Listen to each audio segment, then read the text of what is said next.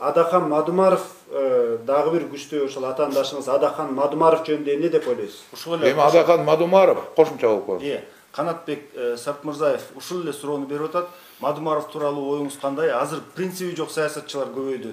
Бул тууралуу да сиздин оюңуз? Адахан Мадумаров башкаларга караганда эң принципиалдуулугун көрсөтүп жатат.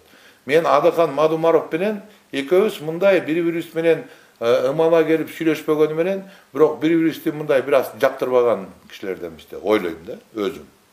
Ал деле ушул ойдо болуш керек. Бирок анын кылган жумушун караңыздар. Депутатка партиялар өтүп алып, кылбаган жумушту Адахан Мадумаров жалгыз өзү жүрүп кылып жатат. Эч кандай трибунасы жок.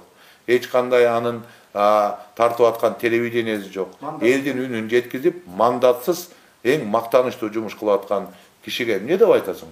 Анын азыр эч бир бийлиги жок. Мен мисалы сындагыдай аны.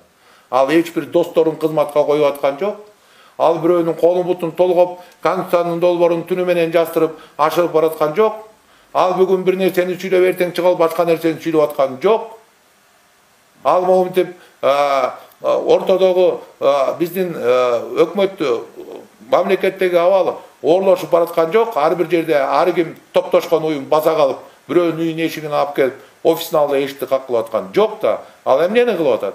Ал кайта баягыдай эле өзүнүн күчүнө ишенип, кайрат менен күрөшкө аттанып баратат. Бул кишиге эмне деп айтабыз азыр? Президент болуп, ошол президент болгондон кийин ал ишемдик чийкилик кетип атса, андай айтыш керек да. Азыр эмнени айтабыз ал кишиге?